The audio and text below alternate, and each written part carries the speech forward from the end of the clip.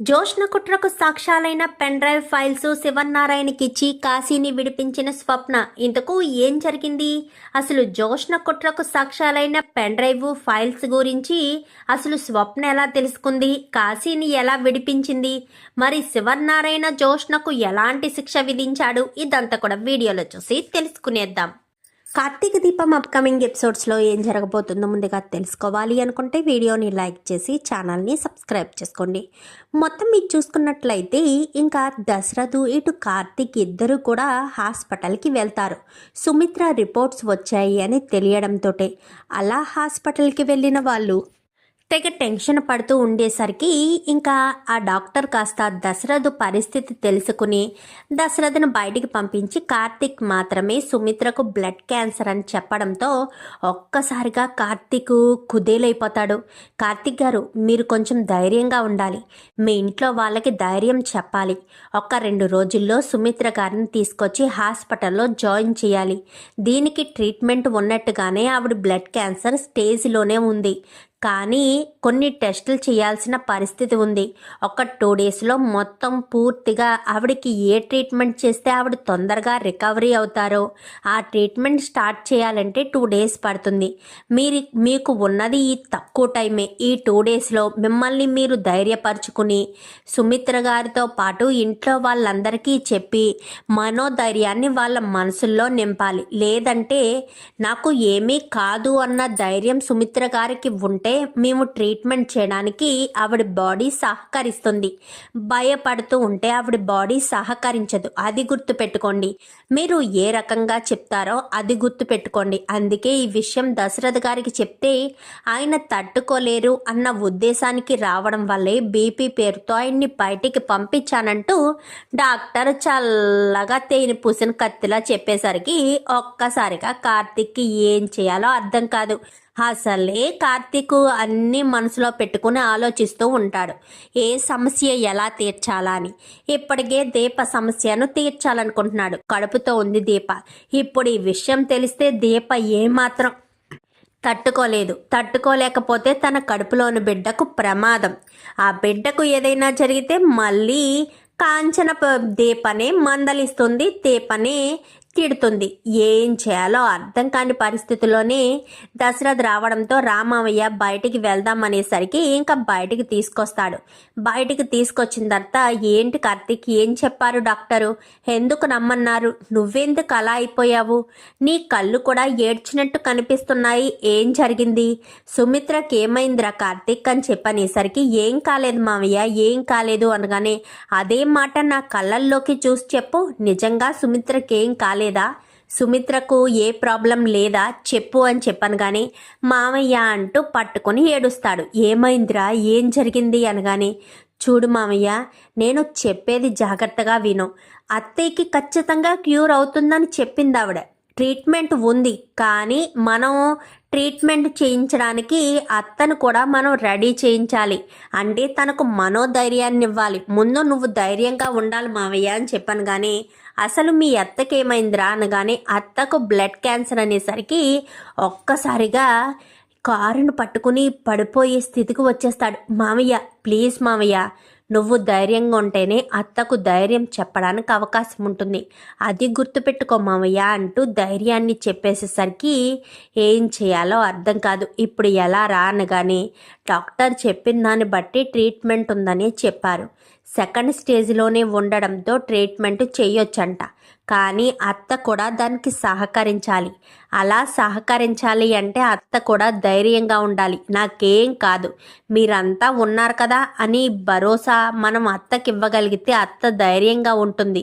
ఈ విషయం ఇంట్లో వాళ్ళందరికీ చెప్పి అత్తను కాపాడుకోవాలి మామయ్య అని చెప్పనేసరికి, నా వల్ల కాదురా అని చెప్పాను. కానీ నువ్వు ధైర్యంగా ఉండు మావయ్య.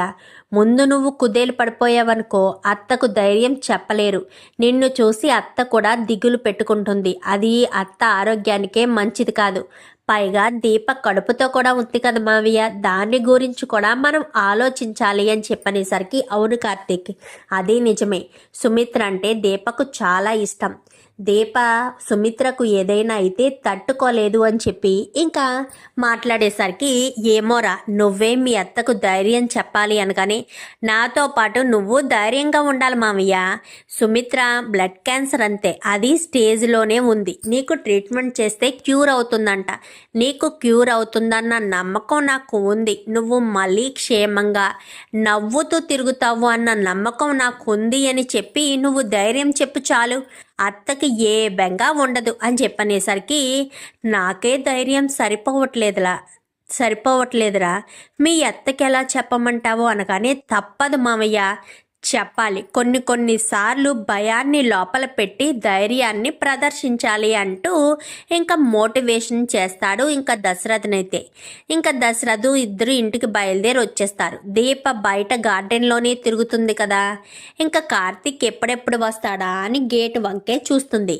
కార్తీక్ కారు ఇలా గేట్లోకి ఎంటర్ అవ్వడంతో ఒక్కసారిగా బావాళ్ళు వచ్చేసారు అని గబగబా వెళ్తుంది. వెళ్ళేసరికి, బావా ఏమైంది, అమ్మ ట్రీట్మెంట్కి ఏమైంది అని చెప్పాను. కానీ ఏం కాలేదమ్మా దీప, ఎందుకు అంత టెన్షన్ పడుతున్నావు? సుమిత్రకి ఏమవుతుంది చెప్పు? మనమంతా ఉండగా సుమిత్ర మనల్ని వదిలి ఎక్కడికి వెళ్తుంది? మన ప్రేమే సుమిత్రను కాపాడుకుంటుంది. మన ప్రేమే సుమిత్రను కాపాడదాం, సరేనా? మనం అంతా కలిసి సుమిత్రకు ఏ ప్రమాదం లేకుండా కాపాడుకుందామని చెప్పి మాట్లాడుతుండేసరికి, ఇదేంటి నాన్న ఇలా మాట్లాడుతున్నారు అని దీపకు అనుమానమైనా సరే ఏం మాట్లాడదలుచుకోలేదు కదా. సో ఏం మాట్లాడకుండానే అందరూ కూడా లోపలికి వచ్చేస్తారు. లోపలికి వచ్చేసిన తర్వాత, ఎక్కడికి వెళ్ళావు దశరథా అంటూ ఇంకా శివనారాయణ అడుగుతాడు. అది అని చెప్పాను. కానీ హాస్పిటల్కి వెళ్ళాం తాత అని చెప్పనేసరికి, హాస్పిటల్కా ఎందుకు అని చెప్పాను. కానీ అత్త రిపోర్ట్స్ కోసం వెళ్ళాం తాత అని చెప్పాను. కానీ సుమిత్రకి ఏమైంది దశరథ? సుమిత్ర బాగానే ఉంది కదా అని చెప్పాను. కానీ అవునన్న బాగానే ఉంది అని చెప్పనేసరికి, గ్రాని వాళ్ళ మాటల్లో ఏదో తేడా కనిపిస్తుంది. వాళ్ళు దేని గురించో టెన్షన్ పడుతున్నారని అనిపిస్తుంది. క్లియర్గా అబ్జర్వ్ చెయ్యి అని చెప్పనేసరికి, ఏం అబ్జర్వ్ చేయాలి అని చెప్పాను. కానీ అక్కడ ఒకసారి చూడు నీకే అర్థమవుతుంది అని చెప్పనేసరికి, ఏం చూడాలి అని చెప్పాను. కానీ చూడు తెలుస్తుంది అని చెప్పాను. కానీ రండి పద అని చెప్పి కార్తీక్ ఒక్కొక్కరికి చెప్తూ ఉంటారు. ఇక్కడ ఇంట్లో అంతా కూడా శ్రీధర్ ఇంటికి వచ్చినందుకు తెగ సంతోషపడుతూ ఉంటారు. సంతోషపడేసరికి ఇంకా శ్రీధరు మరుసటి రోజు ఉదయాన్నే సీఈఓకి ఆఫీస్కి వెళ్ళాలి కదా, ఆఫీస్కి వెళ్ళిపోతాడు. ఆఫీస్కి వెళ్ళేసరికి ఫైల్స్ కనిపించకపోవడంతో, ఏమైనాయి, ఇక్కడ ఫైల్స్ ఉంటాయి, ల్యాప్టాప్లో డేటా ఉంటుంది, ఈ ఫైల్స్ డేటా ఏం జరిగి ఉంటుంది, ఎక్కడికి వెళ్ళిపోయి ఉంటాయి, ఎవరు తీసుంటారు, క్యాబిన్లోకి ఎవరొచ్చారు అంటూ అక్కడ ఉన్న మేనేజర్ని అడిగేసరికి, కాశీ వచ్చాడా అంటే ఫైల్స్ మొత్తం కాశీ తీసాడా ఏంటి అని చెప్పి అనుకుంటూ ఉండగానే ఇంటి దగ్గర స్వప్న కాస్త ఇంట్లో అన్నీ కూడా చక్క పెడుతూ ఉండేసరికి ఒక డెస్క్లో ఫైల్స్ పెన్ డ్రైవ్ కనిపించేసరికి, ఏంటి ఫైల్స్ పెన్ డ్రైవ్ అసలు దేనికి సంబంధించింది అని గబగబా ల్యాప్టాప్ పెన్ డ్రైవ్ ఓపెన్ చేసి చూసేసరికి, పెన్ డ్రైవ్లో జోష్నకు ఏమేం చేసిందో ఏంటో అన్నీ కూడా కనిపిస్తూ ఉండేసరికి, అవన్నీ చూస్తూ ఉండగానే ఇంటికి ఫోన్ చేస్తాడు. అప్పుడే శ్రీధర్ అయితే, ఏంటండి అని చెప్పాను. కానీ స్వప్న ఇంట్లో ఉందా అని చెప్పాను. కానీ ఇంట్లోనే ఉందండి అని చెప్పనేసరికి, ఒకసారి స్వప్నకు ఫోన్ ఇవ్వు అని చెప్పాను. కానీ స్వప్న దగ్గరికి వెళ్ళేసరికి, ఏంటి స్వప్న, ఏంటి ఫైల్స్ అన్నీను అంటూ కావేరి అడుగుతుంది. స్వప్నకు ఫోన్ ఇవ్వనగానే ఫోన్ ఇస్తుంది. ఏంటి స్వప్న, ఏం ఫైల్స్? కాశీ ఏదైనా ఫైల్స్ కానీ పెన్ డ్రైవ్ కానీ తీసుకొచ్చాడా అని చెప్పాను. కానీ తీసుకొచ్చాడు నాన్న అని చెప్పనేసరికి, అవునా కాశీ తీసుకొచ్చాడు, అందులో ఏమున్నాయి అనగానే, జోష్నకు సంబంధించిన లావాదేవీలేయో కనిపిస్తున్నాయి, పూర్తిగా అర్థం కావట్లేదు అని చెప్పాను. కానీ అవే జోష్నకు సంబంధించినవన్నీ కూడాను. మరి కాశీ అవన్నీ ఆఫీసులో ఉంచకుండా ఇంటికి తీసుకొచ్చి ఎందుకు పెట్టాలి? కాశీ ఎందుకు అవన్నీ తీయవలసిన అవసరం ఏముంది? ఎందుకు తీసుంటాడు అని చెప్పి ఇంకా మాట్లాడేసరికి, అదే అర్థం కావట్లేదు నాన్న అని చెప్పనగానే ఇంకా ఇంటికి వస్తారు. ఇంటికి వచ్చిన తర్వాత అవన్నీ చూసావా అని చెప్పాను కానీ అవే జోష్న చేసిన ఫ్రాడ్ పనులు అని చెప్పాను కానీ నాకు ఇప్పుడు అంతా అర్థమవుతుంది స్వప్న అని చెప్పాను కానీ ఏంటి నాన్న అని చెప్పాను కానీ కాశీ ఎందుకు ఇదంతా చేశాడనేది ఇప్పుడు అర్థమవుతుంది. కాశీని నేను ఎంతసేపు తప్పు పట్టాను కానీ తప్పు చేసింది కాశీ కాదు, జోష్న. జోష్న తను చేసిన తప్పు ఎక్కడ బయటపడుతుందో అన్న ఉద్దేశంతో కాశీ ద్వారా ఇవన్నీ కూడా తన దగ్గరికి రప్పించుకోవాలి అని ప్లాన్ చేసినట్టుంది జోష్న అని చెప్పాను కానీ అంటే కాశీని మధ్యవర్తిగా వాడుకుందా అనగానే అవును. కాశీకి వైరా దగ్గర జాబ్ ఇప్పిస్తే కాశీ జోష్న మీద కృతజ్ఞతా భావంతో ఉంటాడు కదా. పైగా ఈ ఫైల్స్ అన్నిటి గురించి కాశీకి కూడా తెలుసు. అందుకే కాశీ ఇవన్నీ జోష్నకు ఇవ్వడం కోసం తీసుకొచ్చాడు. ఇవన్నీ జోష్న తన దగ్గరికి రప్పించుకోవడం కోసమే కాశీకి ఇలా ఎరవేసి వైరా చేతిలో ఇరుక్కునేటట్టు చేశాడు అని చెప్పాను కానీ ఒక రకంగా కాశీ కూడా తప్పే చేశాడు కదా నాన్న. నీ మీద అలా తప్పుడు సాక్ష్యం చెప్పడం తప్పే కదా అనగానే చూడు స్వప్న, తప్పుడు సాక్ష్యం చెప్పడం తప్పే కాదనను, కానీ కాశీ నా దగ్గర పని చేయడం ఇష్టంతో చేసుంటే ఎలాంటి ఇబ్బంది లేకుండా ఉండేది. కానీ కాశీ ఇష్టంతో చేయలేదు, కష్టంతో చేశాడు. అంటే తనకు ఇష్టం లేకుండానే పని చేశాడు కాబట్టే తను ఇలా చేయాల్సిన పరిస్థితి వచ్చింది. నేను ఏ పని చెప్పినా తనకు నచ్చేది కాదు.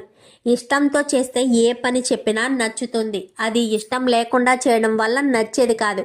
ఇలాంటి సమయంలో జోష్న దీన్ని బాగా అవకాశంగా తీసుకొని ఇదంతా చేసి ఉంటుంది అనగానే ఇప్పుడు నన్ను ఏం చేయమంటారు అని చెప్పనేసరికి సరాసరి ఫైల్స్ పట్టుకెళ్ళి మా మాంగారికి చూపించు అనగానే చూపిస్తే ఏంటి అనగానే కాశీ రూమ్లో ఈ ఫైల్స్ దొరికాయని, జోష్నకు సంబంధించిన ఫైల్స్ అని, కాశీ ఈ ఫైల్స్ని తీసుకొచ్చి జోష్నక్కకి ఇవ్వాలి అని చెప్పి నీతో చెప్పినట్టు ఫైల్స్ గురించి జోష్న కాశీని అడ్డు పెట్టుకుని ఇదంతా చేయించిందని మీ తాతయ్య నమ్మేటట్టు చెయ్యాలి. అప్పుడే కాశీ బయటికి వస్తాడు.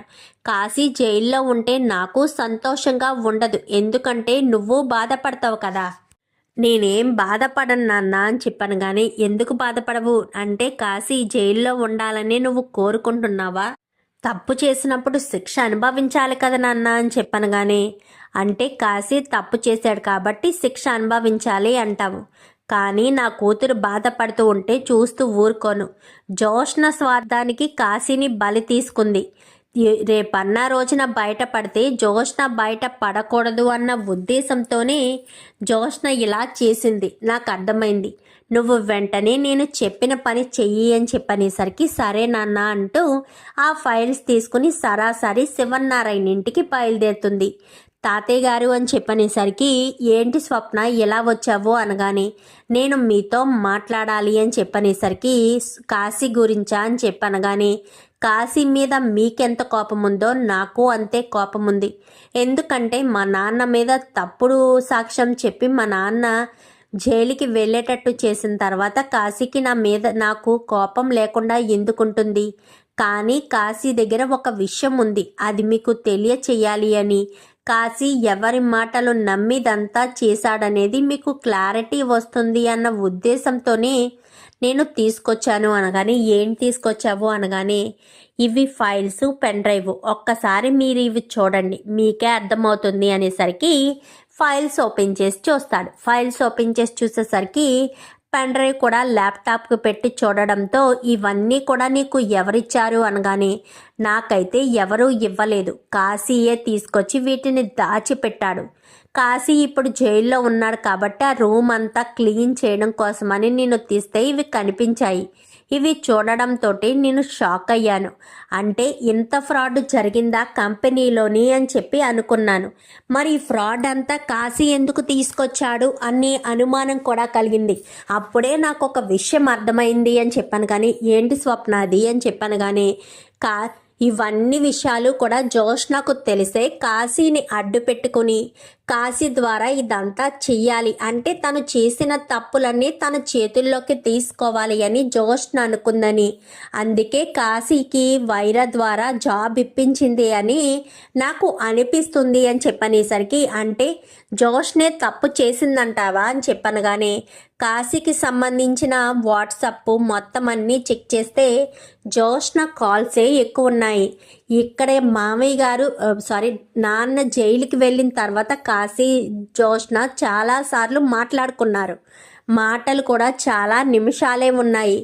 అందుకోసమనే చెప్తున్నాను అనేసరికి, ఇంకా నువ్వు చెప్పింది నిజమే, నువ్వు కూడా కరెక్ట్గానే ఆలోచించావని చెప్పి వెంటనే ఇంకా జోష్నని పిలుస్తాడు. జోష్నతో పాటు సీఈఓ శ్రీధర్ని, కార్తీక్ని అందరికీ కూడా పిలిచేసరికి, ఏంటి తాత అని చెప్పాను కానీ, స్వప్న నువ్వెప్పుడొచ్చావు అనగానే, ఇప్పుడే వచ్చానన్నయ్య అని చెప్పనేసరికి, ఏంట్రా ఇవి అని చెప్పాను కానీ, నువ్వే చూడన్నయ్య నీకే తెలుస్తుంది అనేసరికి, చూడరా కార్తీక్ అని చెప్పి శివనారాయణ చెప్పడంతో ఇంకా తీసి చూసి ఇవన్నీ నీకెక్కడవి అనగానే, కాశీ తీసుకొచ్చి దాచిపెట్టాడు అనేసరికి, ఓహో వీటి కోసమే జోష్న కాశీని ఎర్రగా వాడిందన్నమాట అని చెప్పి అనుకుంటాడు.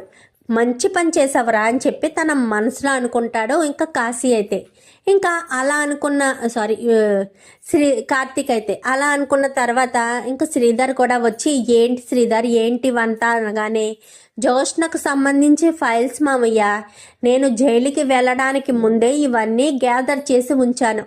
అవన్నీ నా ఆఫీసులో ఉండవలసినవి, కానీ అవన్నీ కూడా సిస్టంలో ఉన్న డేటా అంతా పెన్ డ్రైవ్లోనూ ఫైల్స్ రూపంలో ఉన్నవన్నీ కూడా మీ చేతిలోనూ ఉన్నాయి. ఇవన్నీ కాశీ ఇంటికి తీసుకొచ్చి దాచిపెట్టాడు అని చెప్పనేసరికి ఒక్కసారిగా షాక్ అవుతాడు శివనారాయణ. అంటే కావాలని జోష్న కాశీని అడ్డు పెట్టుకుని ఇదంతా చేసిందన్నమాట అని చెప్పి జోష్న చెంప పగలగొడతాడు. తాత అని చెప్పాను కానీ, నోర్మి, కాశీకి నువ్వు అన్నిసార్లు ఫోన్ చేయవలసిన అవసరం ఏముంది? శ్రీధర్ జైలుకి వెళ్ళిన తర్వాత కాశీకి నువ్వెందుకు ఫోన్ చేశావు? నీ కాల్స్లో నేను వైరాకు కూడా నువ్వు కాల్ చేసి మాట్లాడినట్టు ఉంది. వైరాకు ఫోన్ చేయవలసిన అవసరం ఏముంది? అంటే వైరా చెప్పింది నిజమేనన్నమాట. వైరా వెనకాల ఉండి చేసిందంతా నువ్వేనన్నమాట. కానీ అందరి ముందు బయట పడకుండా భలే తప్పించుకున్నావు. తప్పు చేసిన శిక్ష పడకుండా బాగా ప్లాన్ చేసుకున్నావులే అని చెప్పి ఇంకా శివనారాయణ అనేసరికి, అది కాదు తాత అని చెప్పనేసరికి, ఇవన్నీ ఎంత ఉంటాయి సుమారుగా అనగానే, సుమారు 10-12 కోట్ల వరకు ఉంటాయి మామయ్య గారు. అందుకే జోష్న రెస్టారెంటు నష్టాల్లో పడిపోయింది. ఇంత డబ్బు వేరే కంపెనీకి ట్రాన్స్ఫర్ అవ్వడం వల్లే అమౌంట్ లేక కిందకు పడిపోయింది అని చెప్పనేసరికి క్లియర్గా అర్థమవుతుంది. ఇదంతా కానీ జోష్నగాయ చేసావని అర్థమవుతుంది. మరి ఆ డబ్బంతా ఏం చేసావు? డబ్బు ఏం చేసావు? 12 కోట్లు ఉన్నాయి. 12 కోట్ల రూపాయలు ఏం చేసావు? 2,34,00,000నేమో మీ అమ్మ పేరు మీద స్థలం కొన్నాను అంటూ అబద్ధం చెప్పావు. ఆ స్థలం కూడా మీ అమ్మ పేరు మీద లేదు, నీ పేరు మీద రిజిస్టర్ అయి ఉంది. అంటే నీ పేరు మీద స్థలం కొనుక్కున్నావు. అందరిలోనూ నిజం బయట పడేసరికి మీ అమ్మ పేరు మీద స్థలం కొన్నాను అంటూ మసిపూసి మారేడుకాయ చేశావు. మేము డాక్యుమెంట్స్ చూడమనుకున్నావా? డాక్యుమెంట్స్ మాకు తెలియదు అనుకున్నావా? నువ్వు చెప్పిన రోజే నాకు ఈ విషయం తెలుసు. సరైన సందర్భం రాలేదని నేను ఆ విషయం గురించి ఆలోచించలేదు అంటూ మాట్లాడేసరికి, ఇలాంటి వాళ్ళకి ఎలాంటి శిక్ష విధించాలి కార్తీక్ అని చెప్పనేసరికి, మీ మనవరాలు కదా తాతయ్య, మీరే శిక్ష విధించండి. మేమేమైనా చెప్పినా పారు మమ్మల్ని అంటుంది. తన మనవడు తప్పు చేసినా కానీ దీపనే మాట్లాడుతూ వచ్చింది. ఇప్పుడు తప్పు చేసింది తన మనవరాలు, తన మనవడిని తప్పు చేయించేటట్టు చేసింది. ఇప్పుడు ఏం మాట్లాడుతావు పారు? తప్పు ఇంకా మాదే అంటావా? మేమే వేలెత్తి చూపించడం అంటావా అని చెప్పాను. కానీ ఇంకేం మాట్లాడుతుంది? నోరు అదుపులో పెట్టుకోవడం తప్ప వేరే ఏమీ చేయలేదు పారిజాతం అని చెప్పి శివనారాయణ కాస్త అంటాడు. అమ్మ స్వప్న, కాశీ తప్పు చేసి ఉండొచ్చు, కానీ జోష్న లాంటి వాళ్ళు ప్రోద్బలంతోటే కదా చేశాడు. తను చేసిన తప్పు ఆల్రెడీ ఇప్పటికే తెలుసుకుని ఉంటాడు, పశ్చాత్తాపంతోనే ఉండుంటాడు. కాశీని బయటికి విడుదల చేయించడానికి నేను ఏర్పాట్లు చేయిస్తాను అని చెప్పనేసరికి చాలా థ్యాంక్స్ తాతయ్య గారు అని చెప్పి ఇంకా జోష్న కాస్త మాటిస్తాడు శివనారాయణ. సరే నువ్వు వెళ్ళు అని చెప్పాను, కానీ నేను వెళ్తాను నాన్న అని చెప్పి ఇంకా స్వప్న వెళ్ళిపోతుంది. చెప్పు జోష్న, ఈ 12 కోట్ల రూపాయలు ఏం చేశావు, ఎక్కడ ఖర్చు పెట్టావు? ప్రతి ఒక్క రూపాయి ఖర్చుతో సహా అన్నీ కావాలి. నీకు CEO ప్లేస్ ఇచ్చాం కదా అని నీకు ఇష్టం వచ్చినట్టు డబ్బులు ఖర్చు పెట్టుకుంటూ ఉంటే కంపెనీ ఇలాగే నష్టాల్లో ఉంటుంది. ఈ నష్టాలు సరిపోవన్నట్టు మళ్ళీ నువ్వే CEO అవుతావని ఓతగా కుట్రలు కుతంత్రాలు చేసావు కదా. ఆఖరికి చాలా చీప్గా ప్రవర్తించి శ్రీధర్ని కూడా జైలు పాలు చేశావు. ఎందుకంటే ఎక్కడ నీ కుట్రలన్నీ బయట పడిపోతాయని. అలా బయట పడితే మళ్ళీ నీకు ఎక్కడే నీ చేతిలో అధికారం పెడితే ఇష్టాచారంగా డబ్బులు ఖర్చు పెట్టుకుంటావా? ఇది చాలదన్నట్టు నువ్వు చేసిన తప్పులన్నీ ఎక్కడ బయట పడిపోతాయో, మరో CEO వస్తే తప్పులు బయట పడేస్తాడేమో నా భయంతోనే మళ్ళీ నువ్వే CEO అనుకున్నావు కదా జోష్న. నువ్వు ఎంత కుట్ర చేస్తావని, ఇంత దారుణంగా ఈ రకంగా ఉంటావని కలలో కూడా అనుకోలేదు. పోనీలే, కార్తీక్ మీద కోపంతో CEO పదవి ఇచ్చినందుకు, అర్హత లేని నీకు CEO పదవి ఇచ్చినందుకు నేనే తప్పు చేశాను. ఈ డబ్బులన్నీ కూడా నాకు 24 గంటల్లో ఏం చేశావో ఏంటో అన్నీ కావాలి. శ్రీధర్, వెంటనే బ్యాంక్ మేనేజర్కి కాల్ చేసి ఈ డబ్బులన్నీ ఎప్పుడు జోష్న అకౌంట్కి ట్రాన్స్ఫర్ అయ్యాయో, జోష్న అకౌంట్ నుంచి ఎవరెవరికి ఎంత ట్రాన్స్ఫర్ అయ్యిందో ప్రతి ఒక్కటి పిన్ టు పిన్ మనకి ఇవ్వమని చెప్పు, నేను చెప్పానని చెప్పు అనగానే అలాగే మామయ్య గారు అని చెప్పేసేసరికి సరే నువ్వు వెళ్ళు, కాశీ గురించి నేను ఆలోచిస్తాను, కాశీ గురించి లాయర్తో మాట్లాడతాను అని చెప్పనేసరికి సరే మావయ్య అని చెప్పి అక్కడి నుంచి శ్రీధర్ వెళ్ళిపోతాడు. ఇంకా జోష్నకు ఏం చేయాలో అర్థం కాదు. ఇప్పుడు ఆ అకౌంట్ మొత్తం కదిపితే తను రౌడీలకి డబ్బులు ఇచ్చిన విషయాలు కూడా బయటకు వస్తాయి కదా. కొన్ని ఆన్లైన్ ట్రాన్సాక్షన్స్ చేసినవి కూడా బయటకు వస్తాయి. తను వేరే కంపెనీకి డబ్బులు పంపించింది, అసలు ఆ కంపెనీకి జోష్న ఎందుకు డబ్బులు పంపించిందో అన్న విషయం కూడా బయటికి వచ్చేస్తుందని జోష్న కంగారు పడిపోతూ ఉంటుంది. వెంటనే ఇంకా పారిజాతం అయితే జోష్నను మళ్ళీ కొట్టడం మొదలు పెడుతుంది. నువ్వు చేసిన తప్పు బయట పడకుండా ఉండడం కోసం నా మనవణ్ణి బలి తీసుకుంటావా? చిచి, నీకు నిజంగా ప్రేమలు, ఆప్యాయతలు, బంధాలు లేవనేది నిజమే. నువ్వు పైకి వాడు నా తమ్ముడు అంటూ ప్రేమ కురిపిస్తూ మాట్లాడినా కానీ లోపల మాత్రం వాడంటే నీకు అస్సలు ఇష్టం లేదని క్లియర్గా తెలుస్తుంది. ఎందుకంటే వాడు లేనివాడు కదా, నువ్వు కోటేశ్వరరాలు అనే గొప్ప. చూడు జోష్న, ఇది ఎప్పటికైనా నీకు ముప్పే. నువ్వు ఈరోజు ఇలా ఉంటున్నావు కదా అని నీ స్వార్థం నువ్వు చూసుకుంటున్నావు. రేపన్న రోజున దాసు అసలైన వారసురాల్ని తీసుకొస్తే నీ బ్రతుకు నడి రోడ్డు మీద నిలబడిపోతుంది. మా ఆయన నన్ను క్షమించకపోయినా ఏదో ఒక ఇంట్లో పాచి పని చేసుకునైనా బ్రతకగలను. ఎందుకంటే ఒకప్పుడు పని మనిషిని కదా నేను, నువ్వు పని మనిషివి కూతురు కదా. అదెప్పుడు మర్చిపోకు. నీ భవిష్యత్తు ఎలా ఉంటుందో నాకు క్లియర్గా తెలుస్తుందిలే అని చెప్పి ఇంకా పారిజాతం కాస్త అంటుంది. ఇంకా వెంటనే శివనారాయణ లాయర్కి ఫోన్ చేసి తనకు బెయిల్ ఇవ్వమని చెప్పనేసరికి సరే సార్ నేను మాట్లాడతాను అని చెప్పి ఇంకా శివనారాయణ అయితే లాయరు ఇద్దరు మాట్లాడుకుంటారు. అదంతా చూసిన తర్వాత బెయిల్ కోసం వెళ్ళి శివనారాయణ గారు పంపించారు అనేసరికి పంపించడంతో పాటు వీళ్ళిద్దరూ మాట్లాడుకున్నవి కూడా ఇచ్చి ఎక్కువ తప్పు వైరానే చేశాడు కాబట్టి కాశీకి బెయిల్ వస్తుంది, కానీ వైరాకి బెయిల్ రాదు. కాశీ బెయిల్ మీద అయితే బయటికి వస్తాడు. వచ్చిన తర్వాత మిమ్మల్ని ఎవరు పంపించారు అని చెప్పాను కానీ శివనారాయణ గారు పంపించారు అని చెప్పనేసరికి ఈలోపు స్వప్న బయట ఎదురు చూస్తూ ఉంటుంది. స్వప్న ఎదురు చూడడంతో నన్ను క్షమించు దిల్లు అని చెప్పాను కానీ నువ్వు నాకు నమ్మక ద్రోహం చేశావు, నువ్వు నాకే విషయాలు చెప్పడం లేదు, ఇంకా నీకు నాకు మధ్య సంబంధం ఏముంది అంటూ మాట్లాడేసరికి క్షమించు దిల్లు అంటూ క్షమాపణ కోరతాడు స్వప్నైతే. చూద్దాం మరి రాబోయే ఎపిసోడ్స్లో ఏం జరుగుతుందో. వీడియో నచ్చితే లైక్ చేసి ఛానల్ని